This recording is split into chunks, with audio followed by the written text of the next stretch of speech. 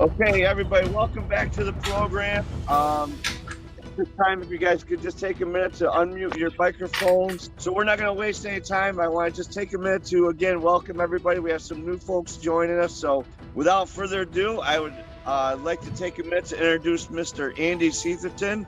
Oh my God, what a motley crew you got behind you, boy. I'll tell you what, that is some, you know, I am so jealous right now. It's not even funny. But anyways, let me focus. I just want to say that welcome aboard. Thank you for coming on the program, Mr. Seatherton. It's a pleasure. And thank you, the Harms and everybody else behind you for coming out today to help and support the program. And again, at the end of the program, Andy, we will give you some time to talk a little bit about yourself, address any questions and answers. In the meantime, Mr. Andy Seatherton from the UK, sir, it is all yours. Thank you very much. Hiya, can you hear me? Yep, it's all yours. Okay, yeah, lovely, thanks. You're all set. Well, first of all, thank you for inviting me to take part in this platform. It's really good. I love the work you've been doing so far, so hopefully I'll add to it and you'll get something out of it. I'd like to thank Mr. Harms and everyone for coming up, and especially Mr. Harms and Mr. Harms for allowing me to use their studio. Otherwise it would be my back bedroom, and this is a lot better. I can get more people in here than I can in my back bedroom. Okay, so I'm going to teach. I can't teach you Systema, simple as that. Okay, not in half an hour. I'd need about 4 hours to get you even grounded in the basics of Systema. But what I'm going to do is I'm going to take the art that is ingrained in me most of all, which is Kempo, and I'm going to sprinkle it with Systema. Okay, now you know that my Kempo looks very lazy. I always think it looks lazy. You may not, but I always think it does. But that's because I tend to feel comfortable and relaxed when I'm doing it. So that's the theme of this, is really be relaxed. Okay, I'm going to touch on the depth zones of Kempo and how they relate to what we're doing, and that's where I'll start sprinkling the Systema in. Okay, so if I just quick bow everybody in. Okay, salute. Okay, so can I just have a volunteer a minute? Luke, yeah, come on. Okay, if you take a fighting stance facing that way for me, Luke, please. No, facing me. Okay, so this is this is a classic Kempo fighting stance. Okay, now talking on the depth zones. All right, so we have depth zones, that 7 of them. They run from the fist to the knee, from the knee to the elbow, from the elbow to the shoulder, shoulder to the head, head to the rear shoulder to the rear knee, and rear knee to the rear ankle.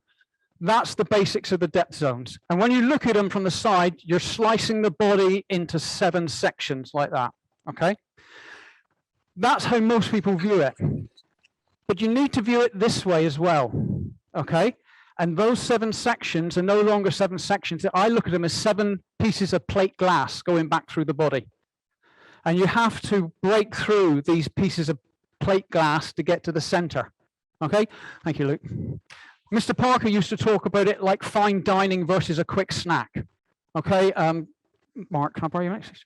So if I was fighting Mark, okay, yeah, we could move and whoom, I could go for a quick snack straight to the main part of the body. Okay, however, if it was a fine dining, I might want to start with the pre-starter.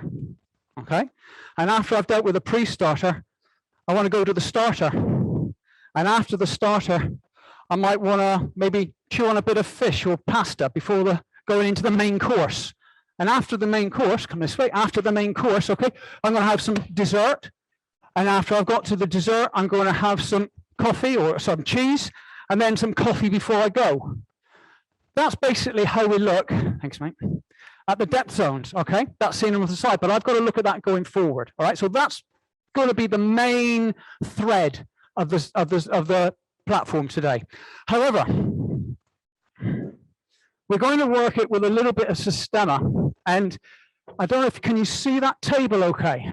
I'll come in as close as possible. And what I want you to be working, I'll show you some exercises, how to use this, okay, the arm. Not the body, just the arm. If I cut this off here, okay, and held the wrist, and I swung it at say, Jason's head, I'm basically hitting him with a 14-pound baseball bat, okay? Because it's relaxed. Be cut from my body, there's no tension in it, and I'm really just whacking him. To get that idea, what I want you to do is I want you to look when my hand, I don't know if you'll be able to see it, when my hand hits this table, you should see it bounce because it's going to be in tension. So when it hits,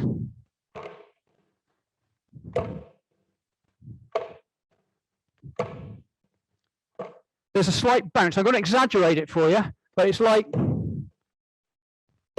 that's what happens. When I relax my arm, see what happens there? Nothing, there's no bounce because my hand's relaxed.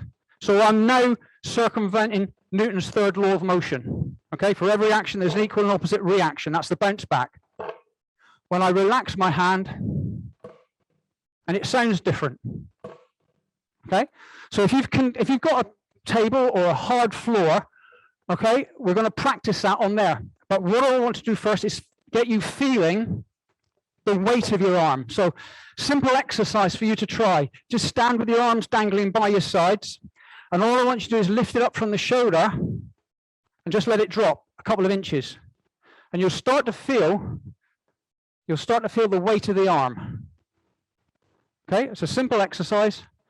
That's the thing about when you work on systemic, the exercises tend to be simple but tiring. Okay, so that's one exercise. The other exercise we can do, suppose Joe. Okay, now if I ask Joe to pick my hand up by the finger and let it go when he wants, see how it just drops. If there's any tension in my arm, as he picks it up, I've started to assist him with it, and if he lets it go, my hand stays still up there, okay? So he'll pick up my arm, let it go, and it should just drop of its own accord. If you've got a partner, try that, just surrender your arm to them. It's very difficult. You want to surrender your arm to them, allow them to pick the arm up slowly, and just let it drop, okay? Just practice that with a partner. If you haven't got a partner, you can do it yourself. Just pick it up, relax the arm, and just let it drop. So you're looking to feel the weight of just the arm, okay? Have a go at that, 2 or 3 minutes.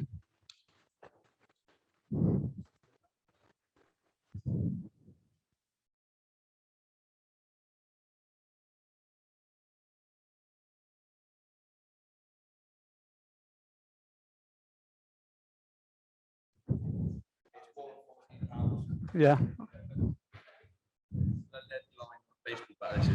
Good, good. Okay, let's get back to work. So, if you've got a hard floor now, or a table, you can now try dropping a hand on the hard floor. And you want the hand to be like you've got, I like to tell my students, imagine you've got a sparrow's egg in your hand. And if you drop it with tension, the egg will crack. So we want to protect the egg as it lands. Okay, so now with your hard surface, try a couple when you actually create tension and make the hand bounce. Remember, we're told to tense at the moment of impact. Okay, that's basically what I'm doing here. I'm tensing at the moment of impact and my hand rebounds. Now I'm going to relax.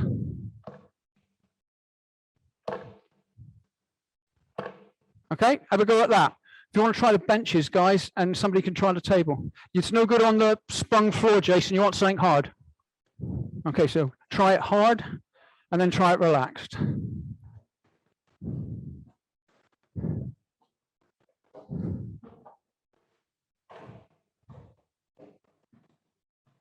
Okay, and once you feel that bounce back, relax your hand so it drops.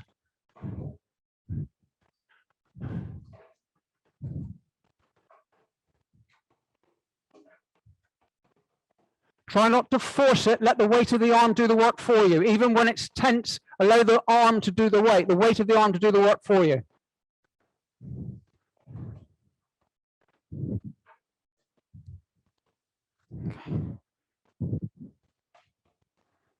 Get in there. More form. That's it. Okay, also, don't hold your breath while you're doing it. Make sure you're breathing out. Okay. All right, I'll begin. So, Luke, can I borrow you, please? So, Luke, turn and face the wall. Face him. Okay, so we're going to horse stance, just relax. All right, so I'm going to hit Luke here on the shoulder with tension, and he's going to tell you how it feels. Yeah, it hurts, but it hurts. Yes. So tension like that. That's what I'm hitting him with tension. Pain there, so it's like there. Okay, so now, do you hear the difference? Okay, so that energy is going through into him. And the more you hit, the weaker he becomes. Okay, well done. All right. So don't want you trying that on a person. I'll just try that on, practice it on something hard. And when you can do a relaxed hand that doesn't bounce, then very gently start it on somebody and gradually get harder. Okay, so let's get back to the Kempo and the technique. So, so we're going to do a technique in Kempo called reversing mace. Okay, so in reversing mace, some people do it as a step through. We do it as a jab. Okay, so Luke's going to try and switch. He's going to jab here. He's going to punch me there. That's what he's trying to do. Okay, so he's guard up and he's punching smack. All right. So for me, what I do is if Luke's away from me and he's coming in threatening, as he comes towards me, his hands come up. I want my hands to come up as well. All right. And I try to match him. The human brain loves synchronization. Okay. It loves synchronicity. So if Luke walks in slowly, okay, and he picks his hands up, and I pick mine up at the same time, that calms, believe it or not, that calms his psyche down. However, if he walks in and he picks his hands up and I pick mine up after him, straight away, he's sort of like seeing this quick movement of my hands coming up, and that's alerted his psyche that I'm now going to possibly fight back. All right, so you may think of it like this. Somebody walks in slowly, picks his hands up, and I'm backing up. So I'm looking defensive anyway, but my hands are in a guard position. Now, when Luke throws his punch and my hands are up, he's still going to aim for my face because I'm doing something called a chemical called framing. And when I frame, what I do is I cover off the areas I don't want to be hit. So if I put my hand in front of my chest here and put this hand up to the side or slightly lower, the easiest target is my face. Same way as if I do this, like this, my face is no longer a target, my body is. Or if I'm here, or if I'm there, I might have my hands up here, and there's the target now for people to kick through or punch to. So having the use of framing, it gives me the idea, I got a slight idea where this person's going to punch, and therefore I'm forewarned. It's not guaranteed, it's just I've got a better chance of knowing where he's likely to attack. Okay, so with Luke, I got my hands up, he throws his jab. Now, if I just use my arm like this, I'm trying not to beat the action, okay? I'm trying to meet the action, all right? What I need to do is when he punches, is move the last thing to be hit first, okay? Mr. Parker used to talk about this with the $1, $2 fan, okay? You know, if you've got a $2 fan, you can do this, but a $1 fan, you've got to do that. Hold the fan still and shake your head. So it's the opposite movement. So as the punch comes through, rather than me do this with my arm, I get out of the line of attack and just leave my arm where it was. Okay, Luke does all the work for me and comes on through. So what I want you to do is with a partner is just stand in a natural calm position so you're trying to calm the situation down. It's already a fighting stance. I've bladed my body to the side. So as he does his jab, just move your back foot out of the way and leave your front hand where it is. Don't be tempted to move this at all. Okay. All right, try that with a partner. Off you go. Just that one move of the technique.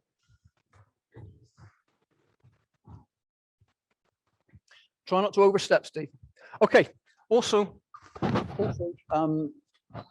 you look like you're ready for a fight.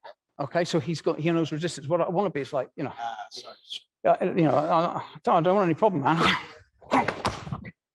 Then I got him once he's gone. Sorry, mate. That's it.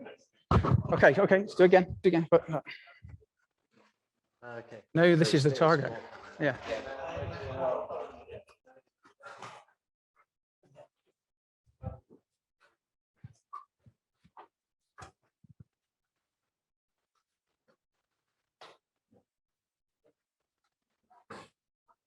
Okay, right, let's get on. So the next movement after that, after I've moved here, is in the technique, this hand takes over. Now, this is where Mr. Ward's seminar, you can practice some of the stuff from Mr. Ward's seminar.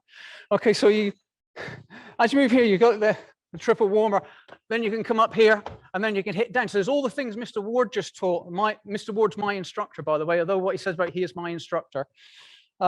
Here, you can track what Mr. Ward's done. Okay, but what I want to work on is this heavy fist, okay? So as Luke, rather than a punch this time, because if he was punching, I'd move my body out of the way very fast and I just rely on this arm. We're going to use this now. Its intention is going to change. Okay, normally the block and strike is determined by its intent. As he punches, I intend that to be a block, to deflect, okay? Now I'm going to turn this into a strike. Now, normally, if somebody strikes or push, we're going to do it as a push because it's easier rather than doing it as a strike to begin with. If Luke was going to push or reach for a grab like that to hit me with the other hand, to drag me in, this is usually towards me, this part of the hand here, okay? And what we're going to do is we're going to hit it with that relaxed fist. So the people who are being hit, you need to make sure that your hand is just as relaxed when it's hit as when you hit it, okay? So normally we wouldn't hit with this part. I'd use a knuckle on the back of the hand because this is full of tiny little bones. Okay, did you know that over half the human bodies, the bones of the human body are contained in the hands and the feet, and they're very small and easily broken. These hands were meant for hanging, not for punching. So if I hit it, I'm going to hit it relaxed, but I'm going to try and use pinpoint effect on the back of the hand to maybe break a knuckle, break a bone. That way, he's not going to hold a weapon. He's not going to be able to form a fist. He's not going to be able to grab with it. So I've minimized his weapon usage straight away. But for now, I'm just going to use this hand here. Sorry, can you hear me all right? Oh, that's right. That's all right. So he's reaching out, and all I'm doing is just hitting the back of the hand with that relaxed fist. Okay, there. And I'm trying to knock the hand. That's the one. That's the one. Takes a bit of practice, get it right. So you're trying to do that. Just knock the hand across the body. All right, so again, just like that. That's not the end of it, though. Okay, so I want you just to try that with the partners. You're just trying to hit the hand. Don't try to hit it with force. Allow the hand just to find its target. If you miss, you miss. Just try again. Do not try to injure. Try to move. Okay.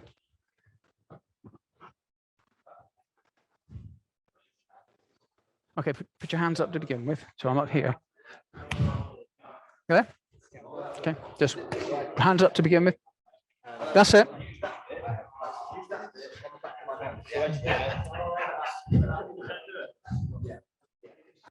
Okay, so.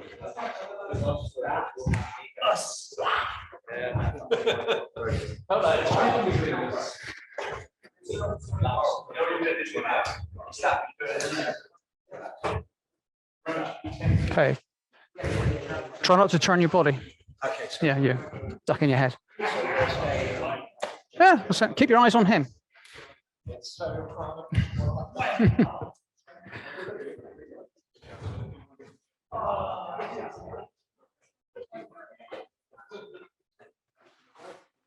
Okay, right, that's cool. So let's have somebody different. Let's have Joe. Okay, so this time Joe's doing the reach. I'm hitting him. Now we're going to do single-handed, which is the easiest. Well, it's the laziest and the easiest. I'm easy and I'm lazy, so just ask my wife. Okay. There's the thing, hit. Now I'm coming from here. I've hit him. Next thing, straight down on top of the elbow, right here, with a relaxed hand. Okay, breathe. Okay, good. All right. So this is why your arm has to be relaxed. If I do it to Joe, take my watch off. It's the only one. So if I reach for Joe, and he hits my hand, one, and then hits my elbow. Well, the same hand if you can. So, I've got to let my hand go with it. My hand has to be relaxed. Otherwise, that's going to happen. You're going to hurt yourself. So again, he comes up, one, and as after you've hit, let the hand follow its own trajectory, and then it's just the weight of the arm. No force. Exactly what you're doing on that table. Okay. All right. Try that. Wrist, elbow, right on the muscle.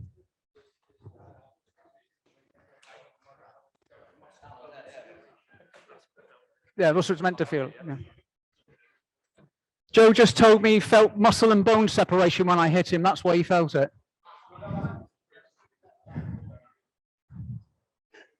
How you doing? I didn't even do it. Yeah, bad thing. Use your other hand. Okay, try not to stop the motion much. Yeah.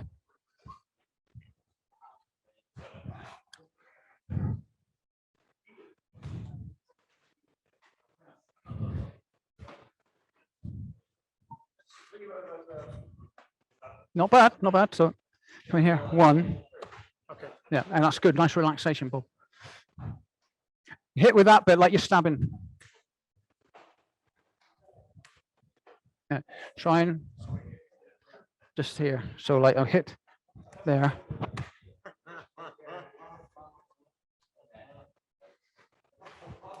Good. Don't forget to move your body. Yeah.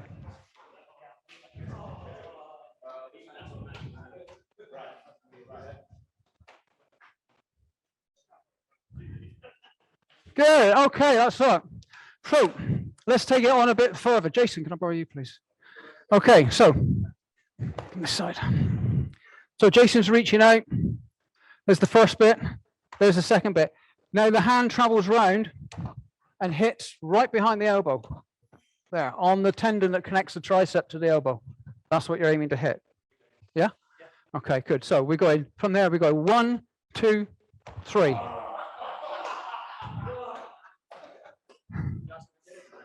And that's enough on that one. Okay. Look, I'll borrow you again. Okay, so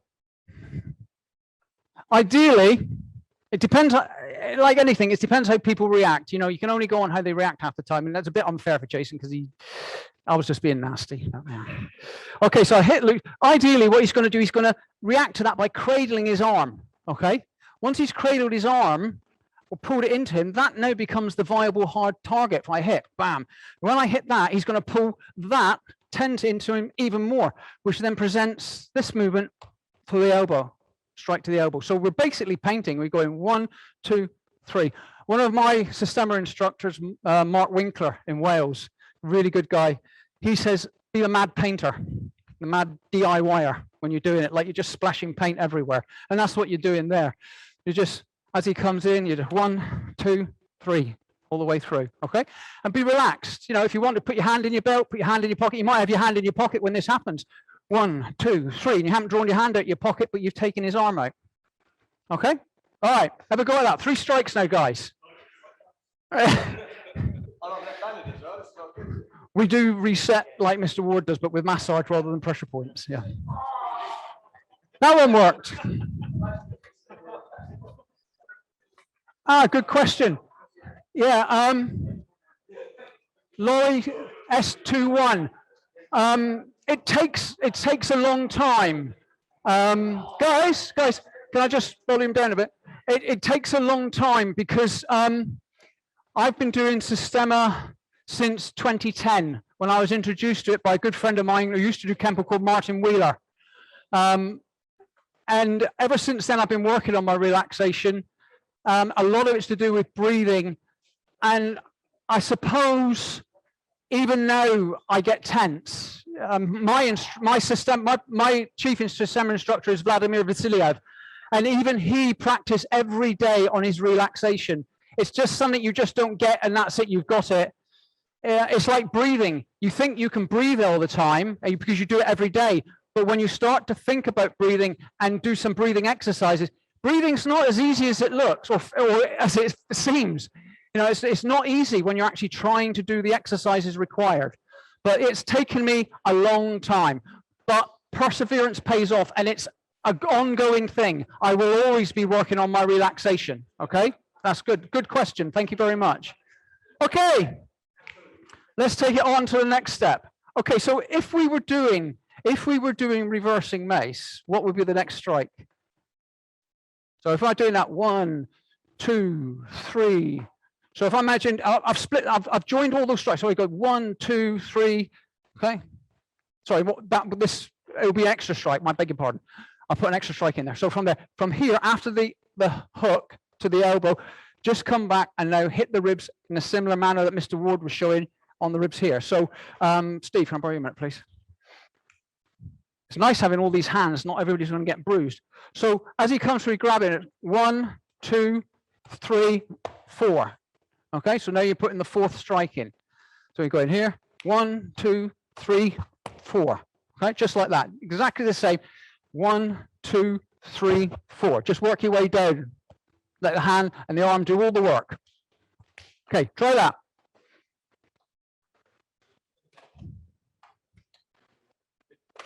Good. Try not to bounce it back. That's good tempo. Just let it go. Relax it through. Let it go through. Oh, yeah.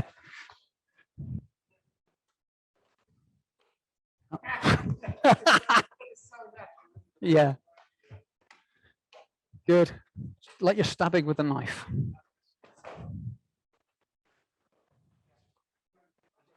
Good, good, good, good, good. Good, okay. Nice work. So let's bring in, let's do the same thing. Let's just bring both hands in. Okay, Mark, let's borrow you. Your turn. All right, so from this position now, my first one, as he's coming into a grab, there's my first strike, taking it down. And now, as he's cradling it, this time, instead of using this hand, I hit with this hand, then this hand, then I can come in with that hand or come in with that hand, which is up to you there. But we're going to use both hands rather than one hand. So I'm going to strike, 1, 2, 3. Okay? Again, strike 1, 2, 3, and then finish off. Okay? You can move into him if you want to. All right, so now you're bringing that other hand. It's this one. This move here is now being used by this hand. And again, use it like a punch, but use the weight of the arm. Don't use your strength. Just let it fall in. Okay? Pop like that. Okay, off you go. Try that, guys.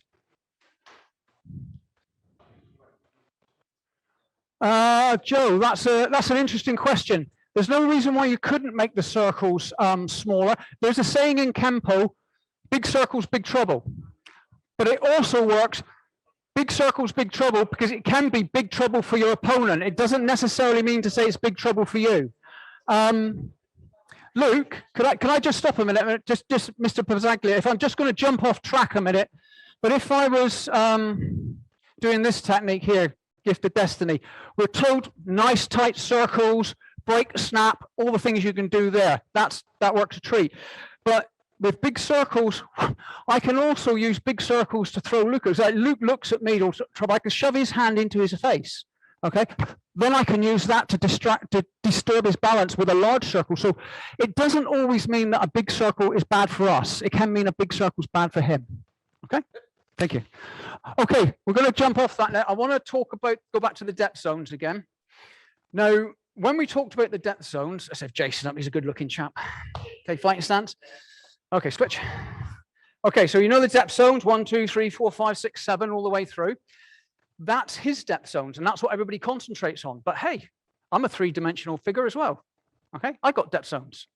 What about my depth zones? How do I work with my depth zones? Interesting fact. We've just worked with one. Okay, as Jason does his punch, there's my first depth zone I've used. So my hand was in play.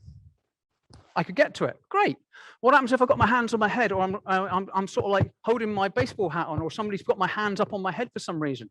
You know, maybe like in the military, they're often held prisoner, hands on head, stress positions. If somebody decides to take a punch or they need to escape, so he does. I use my elbow this time. That's my second depth zone there. Okay, I'm using that.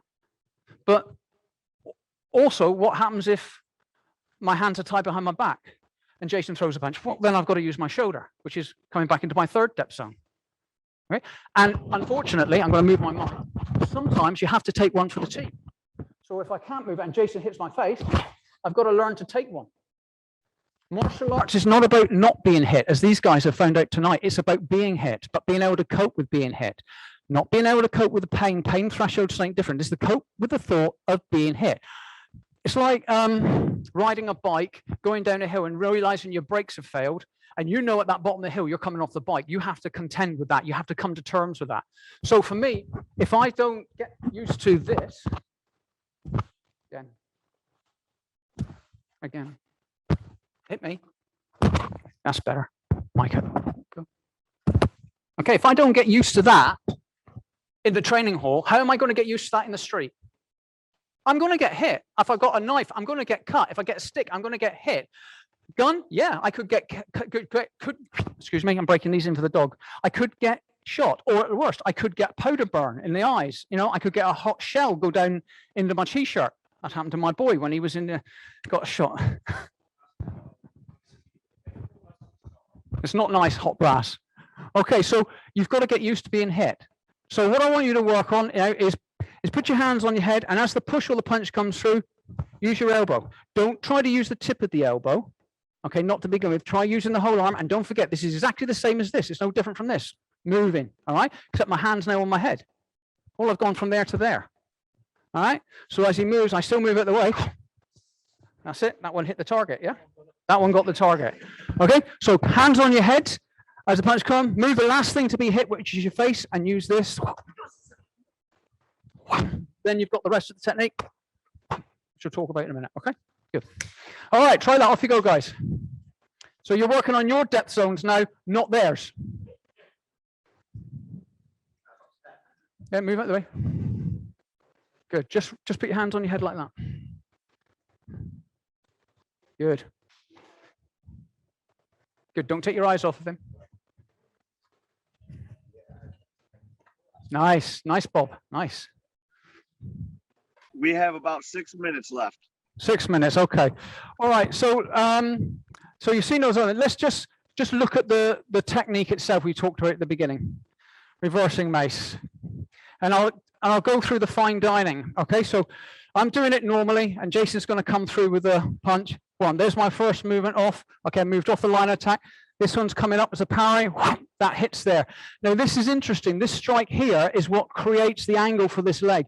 How many of you who Kempos have done this technique have a hell of a job trying to do that roundhouse kick? I always did and could never do it, and ended up doing a kick like that, and the leg would go up in the air. But this is a technique that makes him want to stay on the spot. I don't want him to move. This technique, I want him to stay in place. So I need him to kneel down. So it's this strike here, one, this one here, which causes the bend in his leg for me to kick for him to go down.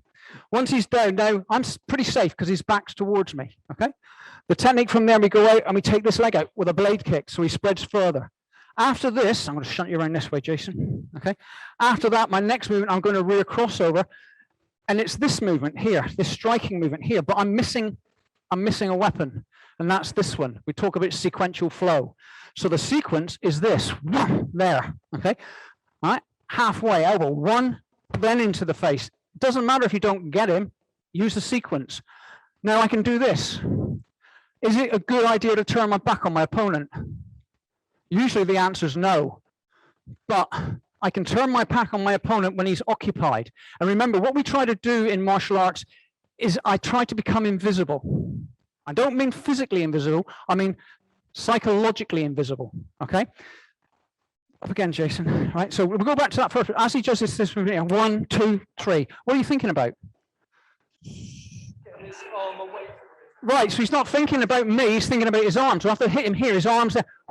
Now what are you thinking about? Now what are you thinking about? What are you thinking about? What are you thinking about? What are you thinking about? What are you thinking about? What are you thinking about? Exactly. He's not thinking about me. He's really concerned about himself because I'm not hitting him. That's why he's thinking about where I'm going. But if I was hitting him, he would be all the time concerned about him. So I basically become invisible in his psyche. He doesn't want to know what's happening to me. He wants to know what's happening to him. Okay? So the fine dining, like I said to you, remember, technique, you're working through the depth zones, and you finish here, all right? I always like to think about going back for, I don't know, if I could move out here, I could say, check, please, pay the check, which we call checking, all right? But I could always go back for what you Americans call a doggy bag. That's a new concept over here in this country. We never knew what doggy bags it was until you Americans explained it to us, and now we take our food with us as well, okay? Very good idea, waste not, want not. So I could go back for a doggy bag. So the doggy bag I'm going to go back for is another snack. I'm going to hit him, and then I'm going to knee him, all right, as it goes through. Now then, in lots of places, the maitre d's office sometimes has a little tub of mints on the exit, so you can pick up one just to clean the palate. And for me, after I've gone back for my doggy bag, I always like to take a mint with me, which in this case is Jason's Achilles tendon, so he can't get up and follow me. then I can leave and move off out the way, okay? That's how we work through the depth zone. So those of you who know the technique, reversing Mace, do it that side, buddy. Come through here, 1, 2, going through the depth zones. Now he's bent, I go into this depth zone here, take him down, flick this leg out, so he's now unstable. I go into the next depth zone, which is in the shoulder, into the head, into the jaw, unwind. I can turn my back on him because he's occupied, and if he's not, I'll give him one of those, which isn't in the technique, but I like it anyway. I step out, sequential flow again, elbow before fist, as he's holding his face, because I've just smashed him into the ribs, I've broken a rib.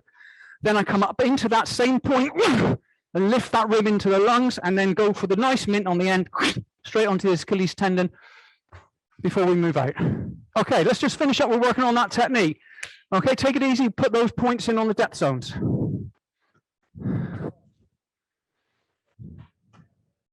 Lift. That's it. Yeah.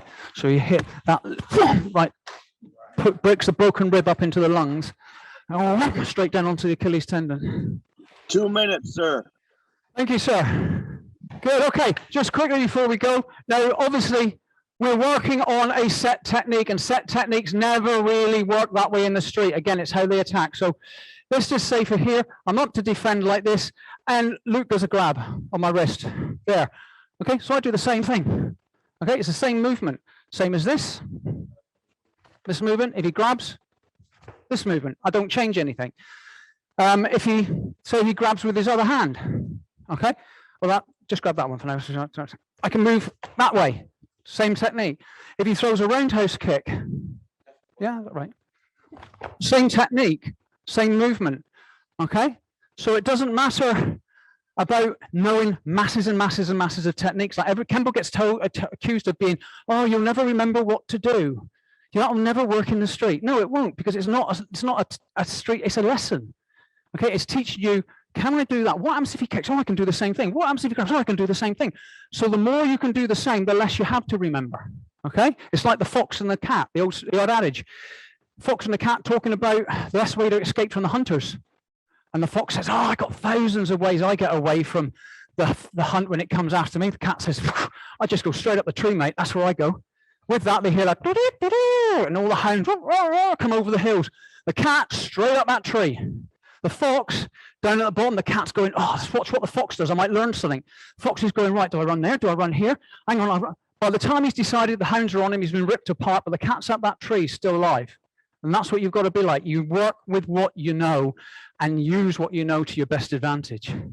Okay, guys, I think that's about it. Mr. Pizzaglia, I think that should be 2 minutes up now. Thank you, Luke. Yes, excellent. Give him a hand, everybody. Really nice. I wasn't quite expecting the curtsy, but that'll do. That's a new Capo salutation. At this time, I would just ask everybody to unmute your mics. I'm just curious when I'm speaking. Can everybody else hear me in the background also? Okay, good. Because it's hard for me to see, so I want to apologize because Luke, I couldn't see you earlier, and I just want to say it's a pleasure to see you again. Well, kind of see you, and I'm glad you're still training. You're Thanks, Joe. Yeah. Yeah. But before we kick this over, I have something I want to say.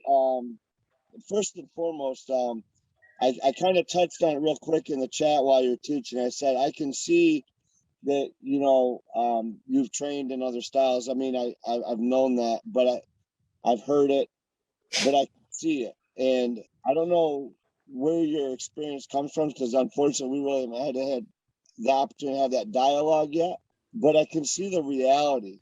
So whoever you trained with and however you train, I'm watching you, and as I'm watching you, I can see all the things that my old instructors used to do to me, and I'm like, oh my God, it's so refreshing. It's such a beautiful thing to see. It was really, really amazing. It's pretty amazing. And I just wanted to share that with everybody, because I think that's really, really important, because you do definitely bring an element of reality to this that I think sometimes we overlook. And also, the last thing I want to say is this. You explained things far better than I ever could or did. And I thought that was an excellent presentation. And at some point, I'd like to ask you a personal favor. If you can go back to the IMAS YouTube channel and take a look at what I did a few weeks ago. That came out as it's kind of weird because I had this like almost like epiphany, and I started to realize I didn't know what it was called. I didn't know if it was a little bit of a, the concept came from the Eskrima, the Kali, or from what I've seen, very little of the system or whatever. But I started to realize there was a very, no pun intended, but there was very little difference between a line and a circle. And so I started kind of just playing around with this idea of using the figure 8, because the figure 8 allowed for that flow without having a break in the action, which kind of lends itself to being relaxed and having that relaxation. And in that program, I used it more for deflecting and blocking. I didn't really get into striking, which is kind of where you picked up. And I'm not trying to compare apples and oranges, but it was just a kind of a discovery that I made on my own. And watching this today really shed some more light on that. And I want to thank you for that, because I thought it was brilliant. It was just genius. And it kind of made me feel like what I was doing wasn't perfect, far from perfect, but it was kind of getting me going in the right direction. So give a chance to check it out and let me know what you think. And in the meantime, thank you very much. But I had to share that because it was total coincidence. It wasn't like we've talked before or we planned this out or anything like that. But I guess it was a good thing we're thinking alike, kind of. So anyways, thank you for that. At this point, if anybody has any questions or comments, I thought that was fantastic. Please feel free to shoot them out there right now. Even the guys in the background, I know you guys work with them all the time, but maybe you have a question that you've already shared with him in the past that somebody else might be thinking. So anybody? Yeah, go ahead. Yeah, first of all, nice to meet you, Sir Andy. And I'm not sure if you did it intentionally, but the first time you relax your right arm with reversing mace, you was doing actually repeating mace. It's the same. It's the same pattern that repeating mace. So Yeah. my question is, you have the same approach on relaxation for repeating mace. Let's say repeating mace go to reversing mace go to circular destruction goes to there's gathering of snakes, for example. You have the same approach on relaxation with those techniques. Yeah, I tried to have a relaxation one. This is the thing when I've watched myself when I watch myself teaching, because I find that's a very good way to find where I could have improved myself. I always tell myself off because I look lazy. To me, some people think, but it's not lazy. I'm very. My guys will tell you I'm very precise with techniques, stances, basics. But when I do it myself, they're there. But because I did a seminar a while back, and it last 2 weeks ago, and it was all on the forward bow, how to move from the forward bow and create power and the structure. And by practicing all of that stuff precisely with attention to detail, when I am relaxed, the movements are still, I can lean in and not lose my balance. Whereas if you see a beginner lean in, they'll do this because they've not learned the basics. So yes, I do have that same relaxation through everything, but it's only because of my breathing techniques I've learned from System, which has helped immensely, and paying attention to detail and doing things mega slowly, because then I build the muscle structure that allows me to do it quickly without losing form or coordination, fine motor skills to a degree. I will, if I start to get too tense, that happens to everybody. But yeah, it's relaxation. Relaxation is a big part of everything. Yeah, thanks for that. I remember working in Atlantic City with Don the Dragon Wilson, and he kept driving that home. Relaxation. I mean, when I work, sometimes I'll work like this. Like I said, just put a hand in the belt. If I got trousers on, put a hand in the pocket and do the technique. That's why this works. Oh, okay, no problem. Thing is, Yeah. it requires an psychological stage too, because if you are in a confrontation, it's difficult to get that relaxation in terms of mentally. Yeah. Right. So I think it's a long process. It's a long process. Oh, it's an ongoing process. Yeah. It's an ongoing. It never stops. If you stop, you think you've reached the end, then you've not learned anything at all.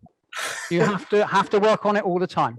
And forgetting the technique shows what a true martial artist you are. Everybody forgets the techniques. Oh, that one, I don't know. What was that one called we did the other week? Oh, I don't know. You know the one. Yeah. Hey, Andy, the Russian system, the concept of the relaxation, did one come before the other? Like, did they get that concept of relaxation and putting it into their system? Did any of that come from, you know, the other styles like Cali or, you know, or vice versa? You know, because obviously a lot of that in the stick fighting arts, the relaxation. So was any of that you think carried over from or taken from the stick fighting? The history of Systema as I know it, going back, I mean, it's 10,000 years old, Systema, and going right back to when it was actually an art for survival. I mean, it's art for survival now, but back in the days when you had tribes and stuff like that, Russia was attacked on all sides from India, from China, you know, and stuff like that, all of the Mongols. So they had to deal with different styles of fighting, and they adapted and adopted and created their art around that. But the ultimate thing is when you, if you put on YouTube, go look for Cossack dancing. You know, the Cossacks, that is how Systema is practiced. It's a dance form, it's a relaxation form, it's meditation, it's massage. It's not a fighting art as such, it's actually a healing art. The number one thing of Systema is to heal yourself. And even when I was hitting Luke, I was healing him. That's a form of massage. Actually, no, you had enough joking of some, you hadn't. So these guys, you see some of my students wear this badge, that means they're Systema students with me. This is my son, by the way, Joe. So if I were hitting Joe, this is like a type of massage. It's the relaxed fist we've been working on. A little bit lighter? Yeah. Okay, yeah. I keep forgetting he's been away for a while, so it's got to be a little bit lighter for him. Yeah, okay. So he should be in control of how hard I hit. That way we don't build fear. If I just keep, oh no, you're all right, just keep hitting and hitting him, it's going to build fear in him. But he knows he can say, no, ease down, the better. Yeah? And then he'll tell me when he's ready for it to go higher and heavier. Breathe. Yeah? Heavier. Yeah. See him sync with the power. Now, I don't hit him again till he comes back to me. That's the warrior building the warrior spirit. If he can walk back, that tells me, hit him again. That was a harder one. Now he's walked right away.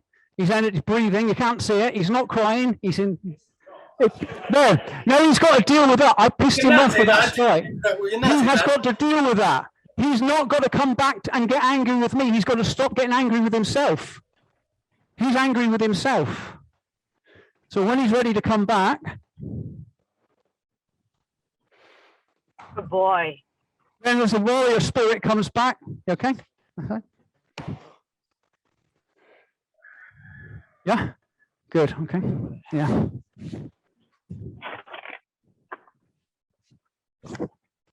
Okay, bud. Yeah. So that's the relaxation side of Systema, and they hit me. I won't do it to them without them hitting me. Like he'll hit me just as hard. If I don't give it, if I don't accept it, whatever. But the thing is he just squirt shoulders.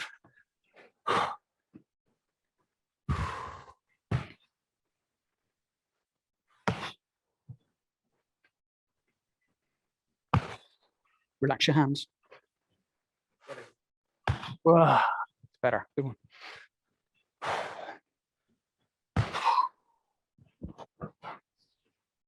And that squatting sends the energy into the floor. one more.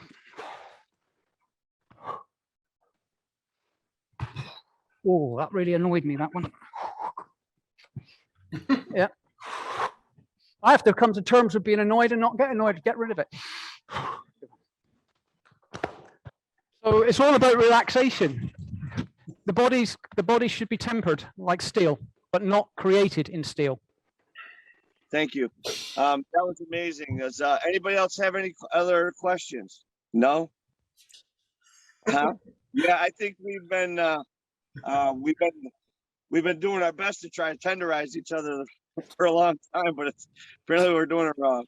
So with that said, I want to take a minute to turn it thank Mr. Seatherton. Can we please give him a hand?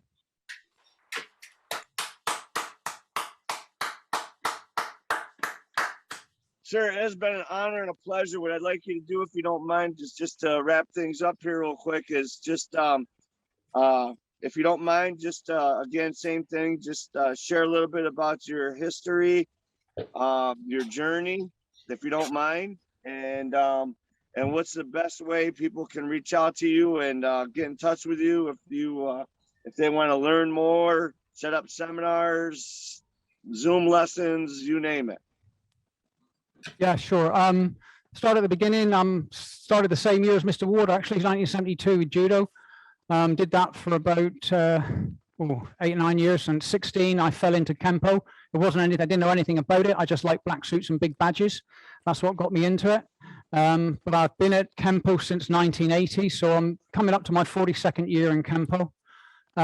Started Systema in 2010. My judo instructor was a chap called Jack Battersby, now passed away. My Kempo instructor is Mr. Ward in Ireland, who I'm very grateful for all the support and help he's given me. I wouldn't be here where I am today if it wasn't for Mr. Ward.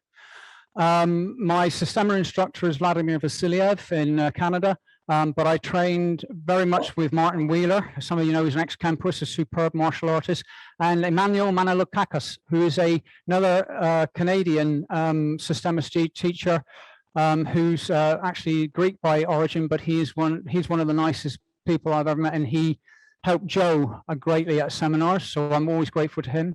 I got two schools, Combat Fusion Martial Arts and Systema Southwest. You can get me through Facebook.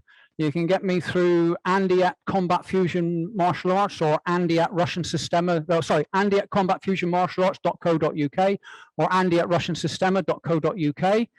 I've got YouTube channels for both. Combat Fusion YouTube channel. I've got quite a lot of Kempo videos up on there, and that's Kempo as I see it. It's broken down, diagrams, directions, color coded.